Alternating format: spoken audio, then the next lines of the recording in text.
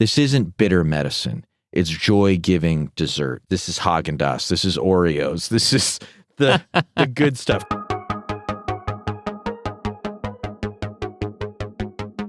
Well, hello, everyone, and welcome to the Bible Geeks Weekly Podcast. This is episode 112. I'm Brian Sheely. I'm Ryan Joy. And thanks so much, everyone, for tuning in. We're in week 24 of our cross-training series here, continuing our conversation, actually wrapping up our conversation about reverence this week with the topic of holy living. And this word holy is some word that we really only use in religious contexts, and I think we pack a lot of meaning into that word.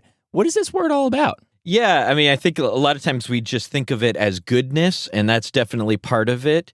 But taking a cue from last week and our conversation about candy and candy hoarding, I thought maybe I could put holiness in the simplest of terms with that. So we talked about how there are certain candies that Dad just loves, that I love. And so I do take a parent tax on Halloween bags, and I'll say, okay, I'm taking this Reese's bar or this Heath bar or this Twizzler, and I am setting it apart for myself. But I have a purpose in mind for this. And really, in the simplest of terms, that's the idea of holiness, is not setting apart Heath bars, but God saying, this is set apart for me. This is set apart for my purposes. And so it doesn't necessarily make everything else bad, but it makes everything else common. Ultimately, God is the only one that is inherently holy. God is apart. God is utterly unique and transcendent beyond anything we can think about. And then God has the ability to choose things to bring aside and say, this now is set apart for me in my holiness. And so it's mine. And of course, that will require people who are set apart for him to reflect his character and his goodness as well. I wasn't sure where you were going with the candy metaphor, but it makes perfect sense to me. So let's get into our first segment here on the episode, and that is Like the Teacher. And so we're going to a story where Jesus shows us about holiness. Here in Jesus' prayer in John 17, Jesus has a very specific section of his prayer to the Lord focused on holiness. Yeah, so this prayer comes between the Last Supper back in John 13 and his betrayal in the next chapter, chapter 18. And now in verse 1 of John 17, Jesus lifts up his eyes and asks God to glorify the Son. He's about to be crucified and his hour has come. And he says, I've manifested your name to the people that you gave me. He says, they belong to you and you gave them to me. And then he says that they have received your words. And so Jesus, several times in this prayer, makes this distinction between what he's not praying for and what he is praying for. He's praying for these people that the Father has given him, not praying for the world, but he says, everyone that's mine is yours, and yours are mine, and I'm glorified in them. He says they're in the world, and I'm coming to you. I'm leaving them behind in the world, so I want to keep praying for them that they may be one. And he says that the world has hated them. Why has the world hated them? Well, just like they hated Jesus. They hated them because they're not of the world. And so he says, sanctify them, which is the verb form of holy, make them holy, in the truth. Your word is truth. It's a beautiful prayer, sometimes called the high priestly prayer. And what do you see in this prayer? Well, he's talking about holiness, and I know that's the focus of our episode here, but let me turn around and approach this from a different angle. The fact that he says that they may be one even as we are one, this idea of unity is so fundamental, I think, to the idea of holiness. The two are tied together. And what a beautiful turn of phrase that Jesus uses here when he calls us to be one, just like God and Christ are one. This kind of unity, we think about Jesus, and it's hard to even understand where the dividing line is between him and God. We understand that they're separate, but they're also part of the Godhead. They're also part of the Trinity. And that's the same way that he wants us to relate to each other, that he wants us to be united together, to be one. And so I think this only happens when we move closer to being like Christ in our minds, in our heart, in our action, and in our relationships. We can find unity with each other. And it's the only way that's going to happen when we are more like Jesus, when we are more set apart and more holy for a particular purpose like Jesus is. And so it makes sense that if I'm going toward Jesus and you're going toward Jesus and we're both on that trajectory, in a sense, we're like two tools in the same kitchen drawer. We've got the same function and we're going to be in the same place, united together. Yeah, that's really interesting. You would think the world would be united as the world, but the world isn't one. The world is, 8 billion different people fighting with each other, individually seeking their own. Mm-hmm. Whereas when we submit ourselves to Christ and to God and His will, we show up with people in love that reflects Christ. We align ourselves with His holiness and His way. Then we find a way to true unity. And then we can be useful to the Lord, as you say, tools in the kitchen drawer. Or are we in the junk drawer? Just an association of all kinds of bits and baubles. I don't know. Depends on what you're looking for. Yeah.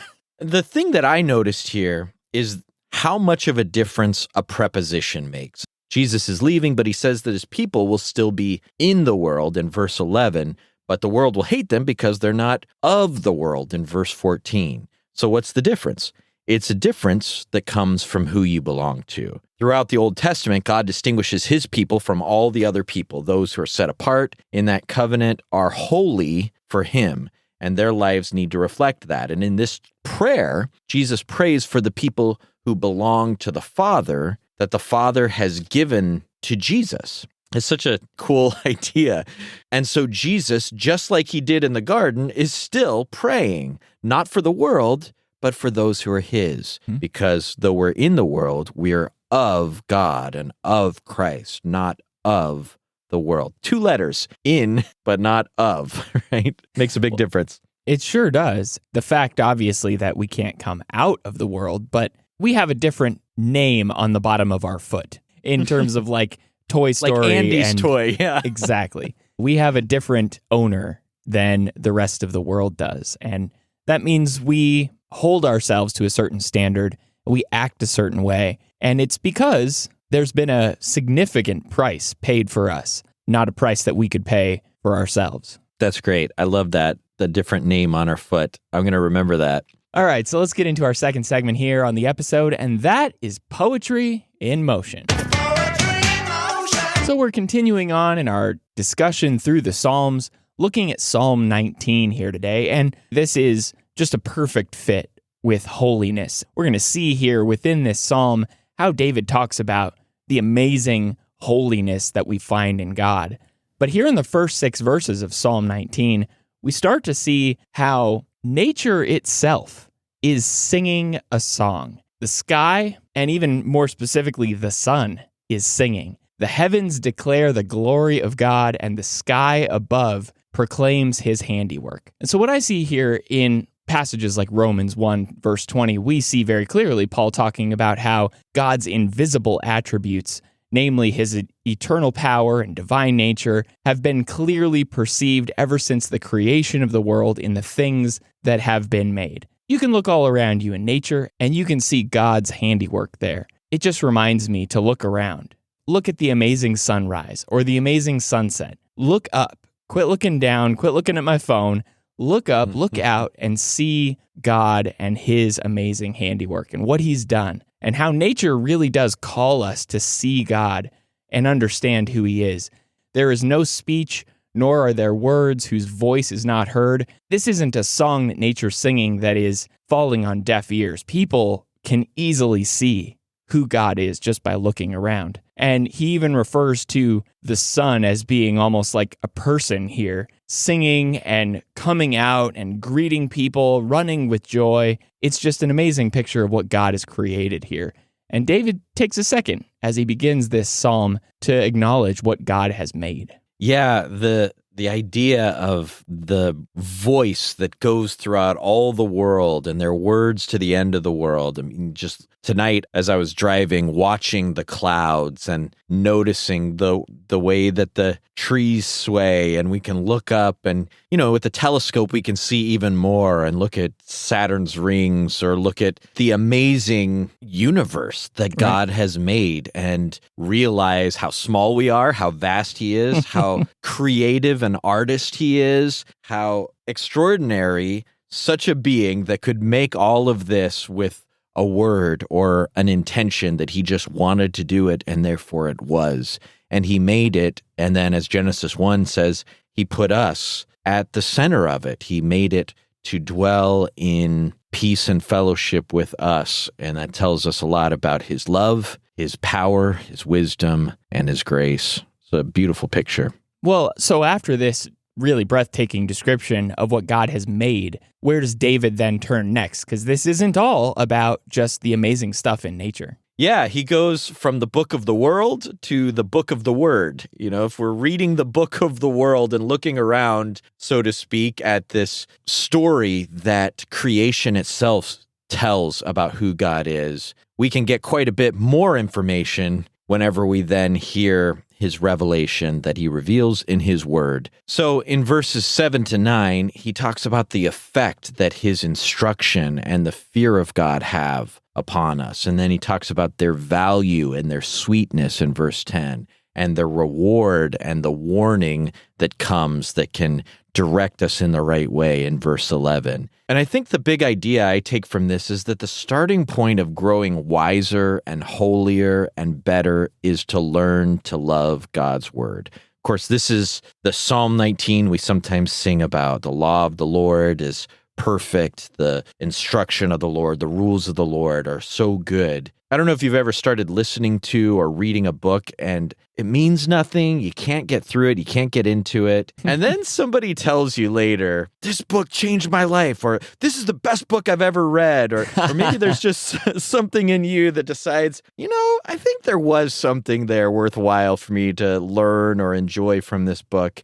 And so you go back and all of a sudden it's valuable and it can influence you because your listening for it changed. It's like what they say about dads, that they get dumber when you turn 13 or something. When you're in your teens, your dads suddenly drop their IQ. And then all of a sudden they get smart again when you're in your late 20s. Well, how did you were just so dumb when I was 18. How did you get so smart all of a sudden? I'm waiting for that day. It's going to happen. Yeah, looking forward to it. Really. That's going to be great. But it's all about how we're listening. What value do we in our hearts place upon the thing we're listening to or reading or hearing from?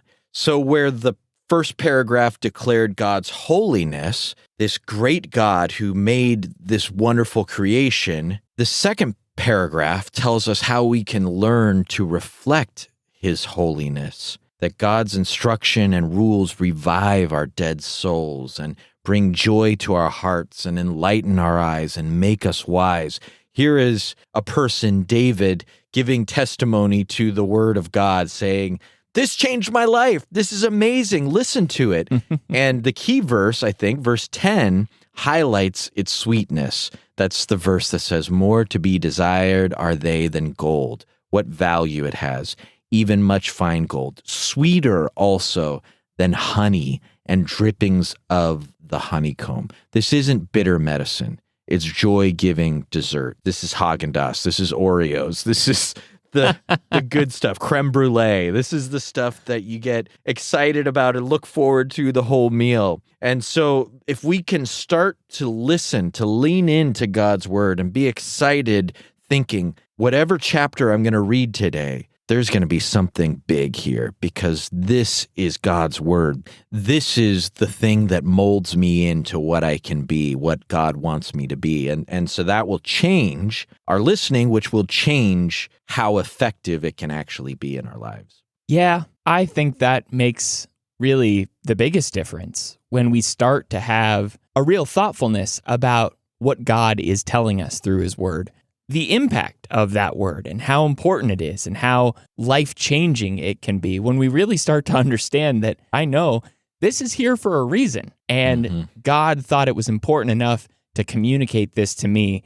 Oh, what a drudgery if you don't really appreciate the sweetness and the goodness of what God has delivered through his word. But once you actually make that shift, I think it's the greatest book that you could ever read. Yeah, the people who love the Bible are those Christians that have spent enough time that they discovered how much it can change them. It's not always the most insightful and scholarly Bible professors that are the ones that love it the most. It's the ones that discover how effective it is in our lives. And that's what David talks about here the most. It's not just that it's so well constructed, though it really is amazing how well it's constructed and how powerful and beautiful the storytelling and the literature is. But also, more importantly, it's all of those pieces of literature are here to do something that nothing else can accomplish in quite the same way,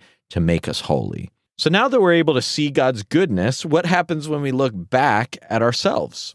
Well, it's kind of like standing next to a bodybuilder and thinking that you're strong. All of a sudden you realize, I'm not as strong as I thought I was. The more you study God's word, the more you realize how much you need God and how much you are falling far short of his standard. So the key word in these two verses 12 through 13, are really sin and error and faults. This is kind of the theme here. Who can discern his errors? Declare me innocent from hidden faults. Keep back your servant also from presumptuous sins. Let them not have dominion over me. Then I shall be blameless and innocent of great transgression. David is just laying it out here. I've messed up big time and I need forgiveness. I need to be cleansed. I need to understand what I've done. I need God to declare me innocent from those hidden things. The more you know about God, the more you realize your own inadequacies. And that's why those last few verses, sweeter also than honey and the drippings of a honeycomb. It's like, yeah, you can view God's word as dessert, but it's a dessert that is going to cause you to think about your life. Yeah. It's going to be something that challenges you. And I think that's what you were saying about people who do come to really appreciate the Bible. It's because they've seen what kind of transformation can happen. And that transformation doesn't just happen when we're sitting there in pleasure and thinking all kinds of positive thoughts all the time. Once you really sit down and meditate on God's word, you're going to quickly realize that God is pure and you are not, and you need him. And so I think that's what we really see here in David's expression of his own failures and faults. He's just being honest, like we all need to be when we look into God's word. Lord, you've set up a standard and you are holy. I am not holy, and I'm trying every day to be more like you. So please be with me in that endeavor. And I think David is calling on the Lord to help him in that. But with all of this sort of meaningful, heartfelt understanding of his own guilt, how does he wrap this psalm up? With my favorite prayer ever.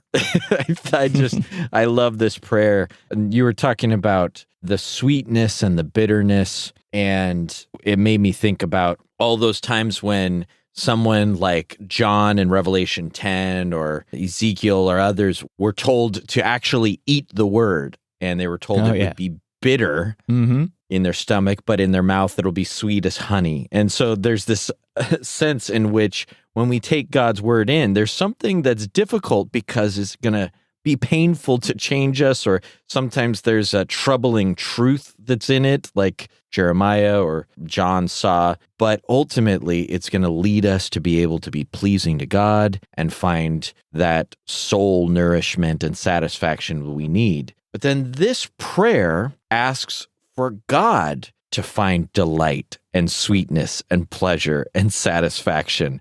This word here for acceptable is the word meaning pleasure or liking or delight or satisfaction. And I think that's interesting because sometimes, though we know that God is an emotional being, I don't always think about all of the emotions, the full range of emotions coming to God. And I especially might too often dwell on the sadness or the anger or those kinds of emotions that God has sometimes had because of the evil in the world. But this prayer, let the words of my mouth and the meditation of my heart be acceptable in your sight, O Lord, my rock and my redeemer. Ask for God to find delight, to find happiness, to find excitement, to have his own kind of dessert in what he sees in us. What a beautiful thought to think of a happy God. So this is a prayer for God's happiness. Just like God, your instruction is like honey to me, may my words and thoughts be like something sweet to you. May you get happy and satisfied just observing what I'm thinking about and seeing. Like that song, and the smile of the blessed giver gladdens all our longing eyes. To make God smile, to make God happy with what he sees me thinking about, with the words he hears me say. What a happy thing. You think of some of the servants of God, like Job. Have you considered my servant Job, or David, the man after his heart, or Abraham, his friend? What does he say of me? What does he think when he looks into what I'm thinking about today? I hope that he's happy, and I pray with David that it makes him delight and have pleasure. Well, and those are all great examples of people who also had their own challenges. It's not to say that they were perfect, and that was why they were really standing before God as a sweet offering to him. And that's relatable to me, because if they could go through tough times and still be considered by God as special and set apart for his purposes and someone that he would delight in, then I have that opportunity as well. Like you talked about on a couple episodes ago, really, this is not what God views in me as me and the things that I've done. What God is doing is viewing me as Jesus. If I'm in Christ, he's viewing Christ. And what a gracious thought that I don't have to be the one who is doing everything perfectly. It's Jesus who stands in as that perfect atonement for my sins. Yeah. What a gift. If we didn't have Christ's atonement and forgiveness of those things, and then Christ teaching us, as we've been talking about, as we're training to be like him, and he is training us as his disciples to sanctify us, that is, to make us holy. We couldn't make ourselves holy, that's for sure, but God can make us holy as we partner with him and seek every day to please him. All right, so let's get into our last segment here on the episode, and that is Through the Week. I am ready to face any challenges that might be foolish enough to face me. So every week we drop 5 challenges that we're going to do, and we encourage you to do them along with us. This week, we're focused on holy living, and so our first challenge is a reading challenge, and together we're going to read John 17, verses 6 to 19, which we talked about at the top of the episode, Philippians 2, 12 to 18, 1 Timothy 2, 15 to 22, 1 Peter 1, verse 13 to chapter 2, verse 12, and 1 John 3, verses 6 to 10. And I picked off here Philippians 2 just to think about for a few minutes. Philippians 2 is really a great opportunity for us to understand our influence in the world. And when we talked about being in the world but not of the world, how are we functioning in the world? How are we perceived by people in the world? And one thing that I see here that's really important for us to focus on is stop complaining and stop grumbling about things. Because he says here, do all things without grumbling or disputing, that you may be blameless and innocent children of God without blemish in the midst of a crooked and twisted generation, among whom you shine as lights in the world. Why should I complain when the Lord God is working in me? And that's the verse that he talks about right before this in verse 13. God is working in me. And if God truly is working in me and I'm set apart for his purposes, why should I complain? Why am I going to complain about the job that God has called me to do? And if I do complain, if I choose to just gripe about stuff and talk about other people, talk about politicians, talk about people on social media, and just all day long complaining about things, if I'm going to do that, I mean, first of all, I don't have anything better to do, but honestly, if I'm going to do that, I'm going to ruin my reputation with people that I'm trying to be a good influence on. And really, I think that complaining is like that bushel or that basket that you put on the light that nobody can see it, because they're not going to see that we're set apart for the Lord's purposes, joyful and happy, if we're always complaining about stuff. Yeah, and the other part of that verse is arguing. Oh, that's another one, right? Complaining and arguing, grumbling and disputing. And so those two things are kind of the 90% of most social media and most of the fodder that's out there on news channels and on radio and all over the place. I mean, it just seems like the whole world is full of complaining and arguing. So going on to our next challenge, a reflect challenge, a spiritual question to meditate on. This week's question is, have I set myself apart for God's purposes? This is interesting. It's one of those times when our life has to catch up with our identity. Because if I'm a Christian, God has set me apart for his purposes. But this question asks, have I now set myself apart for that as well? That is, am I living as God's holy priest, distinct from the world and serving him? It's like Simba in The Lion King, going from Toy Story to The Lion King here. There's a theme. It's like candy, dessert, and Disney movies. And Disney, yeah. My kids' like 3 favorite things. So just thinking about that character, Simba, who was the young lion in The Lion King. He's looking in the lake there at the turning point, maybe the transition from Act 2 to Act 3. He's looking in the lake and seeing how much he looked like his father. And he hears Rafiki the baboon saying, "You don't even know who you are." And he's lost his identity. And Simba asks, "Yeah, and you do?" And he says, "You're Mufasa's boy." In other words, you're the son of the king. You are royalty. You're born to walk in dignity and power, not to cower and run away. You have a purpose. You have a function. This whole area needs you. This was who he already was. But his choices needed to catch up with his identity. And in Ephesians 2, Paul describes our change in identity from the walking dead to the living people of God that have been saved by grace. And so Paul reminds them who they are and tells them, look, I want you to start living like this is who you are. More and more each day, you need to catch up with who you know you already are. So sometimes doing creates our being, and sometimes being creates our doing, and sometimes we talk about that. And sometimes we need to know who we are, orient our minds and hearts and thinking about who we are as, look, I'm God's holy one. I am a saint. Now I need to take my next steps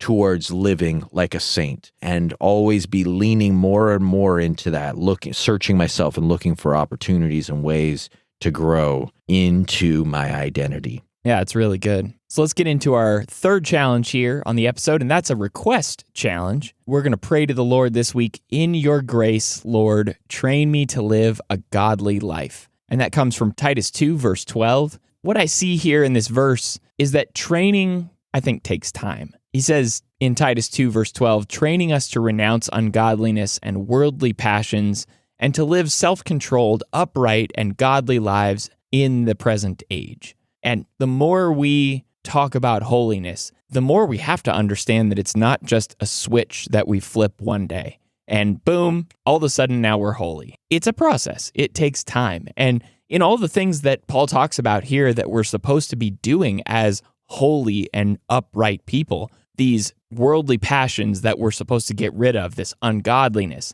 and the self-control that we're to have and the uprightness that we're to have, all these things that we're to be doing, we need to be trained to do these things. And anytime you've ever trained for something, you know that it doesn't just happen overnight. It takes time. And so I think in this grace that we pray for, in your grace, Lord, train me to live a godly life. If we are putting in the effort, I think God is pleased when he sees us putting in the effort, even if we're not perfect, even if we haven't attained it yet, we're still running the race. It's okay. Just understand that if you're putting in the effort and you're being trained by the Lord, then he's willing to guide you in that and protect you as you try to live that purposeful life that he's called you to. Yeah, like you say, the grace of God is what has appeared to train us. So we're not on our own. God's grace has come not just to forgive us, not just to save us, but to train us, to teach us. And so as the more we embrace his grace, the more we'll be able to find that new lifestyle. You're right. It doesn't happen overnight. Those two last points really went together, didn't they? Embrace the grace. Embrace the grace and your identity will change. Got it. Yeah, so our next challenge is a respond challenge. This is an action step that you can take, and we want to encourage everyone to walk through our houses looking carefully for any signs of leaven that needs cleansed from your life. And we're drawing this from 1 Corinthians chapter 5, verse 7. Of course, it's a metaphorical picture that Paul is giving here of the Passover. So before the Passover, Israelites would go through the house, eliminating any leaven so that they would be prepared for the feast. And here Paul describes the Christian life as the feast. It's a celebration. We've been delivered through Christ, our Passover lamb. So we need to make sure our houses, our lives, every part of us are cleansed of malice and envy and any unhealthy attitude. We need to eliminate any footholds that the devil might have in our lives. Even if it's not a sin itself, it's making provision for the flesh, or it's giving an opportunity to the devil.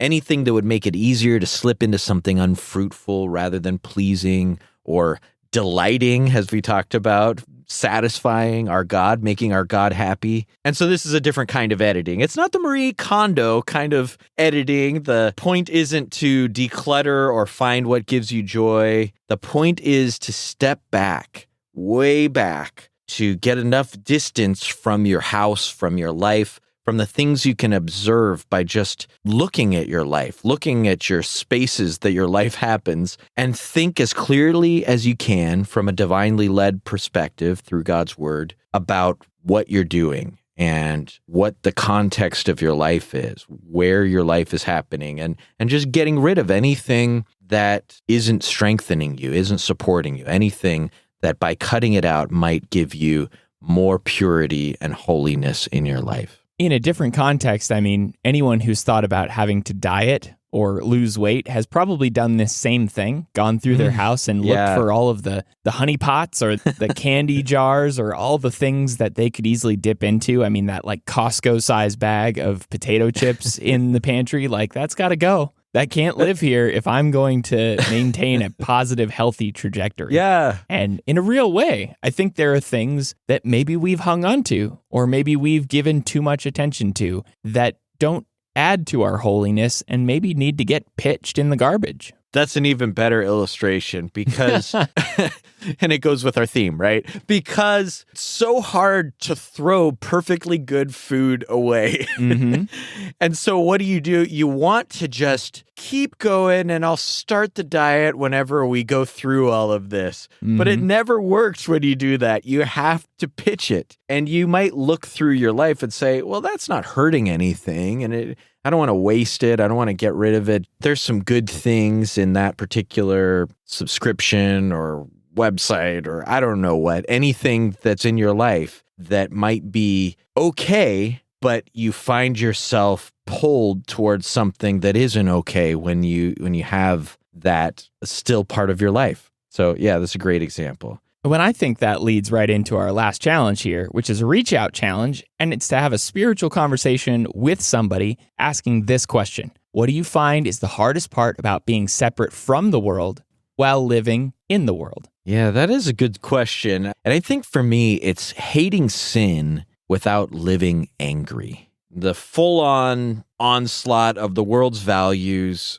has really never felt more in my face, and that sounds even to my ears like an alarmist old man, but I've never experienced anything like this. Get off my lawn. It really, I'm sure every generation says this, and I'm at that age where I'm at a tipping point, I guess. But Pride Month is upon us, and that's everywhere. There's anger and hate, there's sexual immorality, there's confusion about the most fundamental values we might expect everyone to hold. There's just all kinds of different, it's not one kind of sin or darkness. It's just everything seems to be in your face. And it's not just permissively in your face, it's being preached at you. And it's just overwhelming. And while it's appropriate for me to be bothered by that, just like Peter talks about righteous Lot, who was tormented by the evil around him, I have to hold on to my peace and joy in Christ. I have to let my faith and my love for others set the tone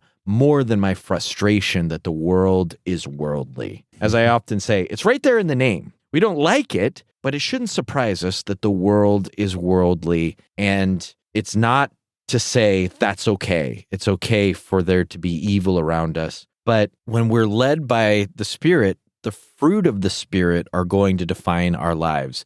And that includes our self-control and us making choices that honor God and avoiding sin. But it also includes and starts with love and joy and peace and that patience and gentleness, and all of these kinds of things need to characterize the way I walk more than just getting all spun up into a frenzy about what's happening out there. That goes with some of the things you were just talking about as well. So I think that's something that I've had to be intentional about and orient myself towards. How do I want to be in this context that's ever changing all around me? What about you? Well, I think the hardest part about being separate from the world while still living in it is just picking my battles. That may just fit into what you were talking about pretty well, but I hold myself to a high standard. But while I'm holding myself to a high standard, I'm also extending grace to other people. And it's just understanding, like, if I was Jesus, or if Jesus were standing with me, what battles would he be fighting right now? And you can look even in his own ministry and how many times he could have just went off on people about their sins and their sinfulness. You know, with the adulterous woman that's thrown down before him, and all the people who he encounters who had a lot of issues in their life, but Jesus did the more important, the more needful thing in serving them and helping them. And yes, took a stand against sin, but didn't do so all the time, 100% of the time. He understood that there were times to do this thing and there were times to do that thing. And I think that's just what I am always struggling with in my life. Like, what battles am I going to fight today? What is the thing that I'm going to stand firmly against? What is the thing that I'm going to overlook in order to use an opportunity to teach somebody? And if we are always out there on the street corner with our signs and picketing and shouting that people are going to hell, like, are we really going to have an influence on people the way that we should have it? Just taking a cue from Paul, becoming all things to all people, having the discernment really to understand what the right time for taking a stand is, what the right time for battle is. It's just something I always struggle with, and it's not a clear answer all the time. What is right now? What is the right next step to take in terms of the evil world around me and the influence that I can have over it? Yeah, you know, that's just as important in the Lord's church, in our relationships with one another, too. That idea of choosing when you're going to approach someone, how you're going to approach someone, holding that standard while being forbearing and patient and gracious, restoring someone in a spirit of gentleness. In a marriage, in any relationship, you are going to see strengths and weaknesses in people, and you're going to have reason to be disappointed at times in a friend or a brother, and certainly in the world. We certainly don't need to be the nagging person that is wagging our finger in every person's face every time someone does something wrong. That is a really good reflection that we haven't understood our own failings and needs, and we have a bad perspective on who we are. But instead, we're looking to lead people to that next step and trying to ultimately guide people closer to the kingdom or closer to the Lord. And it's that quietness, I think, too, is an important aspect of who we are as a people. It's looking back to people like Daniel. I mean, Daniel didn't get out there along with his friends and throw their rebellion in people's faces. They just quietly listened to God rather than man and didn't make a big thing about it. In every other case, they obeyed the government. They did exactly what they were supposed to do. In just a few things, though, they had to take a stand, and they did that quietly. There are plenty of other examples just like that, and I think Paul is also one of those examples. Being quiet and taking a stand is good in almost any relationship, like you were talking about. Yeah, I mean, it's our tactics need to be based on what is our goal. And this idea of fighting a culture war and thinking we're going to win it hasn't worked thus far.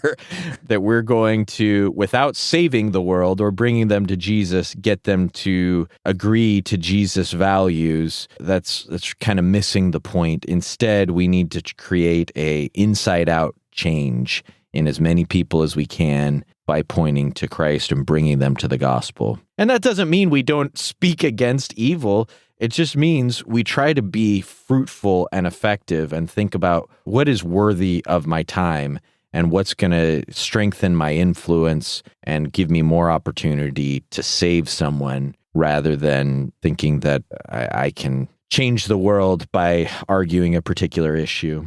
All right, so that wraps up, I think, here our conversation over the last few weeks about reverence. Next week, we're getting into another mark of the Master, and that is mercy. We see so much mercy in the way that Jesus operated in his own life, and training to be like him. We're going to start talking next week about receiving grace and understanding that we've been given a gift that we did not deserve. And I think we talked about that a little bit on this episode. Yeah, I mean, it's grace and mercy are a perfect pairing, understanding the compassion of God towards us, though we deserve punishment, and the grace of God, the gift he gives and the favor he bestows. So that'll be exciting to talk about. Absolutely. All right, everyone, thanks so much for tuning in to the Bible Geeks podcast. You can find us on our website at BibleGeeks.fm. You can find show notes for this episode in your podcast player of choice or at BibleGeeks.fm/112. You can also follow along with this cross-training series on our website as well. And if you want to jump on board in our Facebook group, we'd love to have you talking about these through-the-week challenges along with us. And until next week, everyone, may the Lord bless you and keep you. Shalom.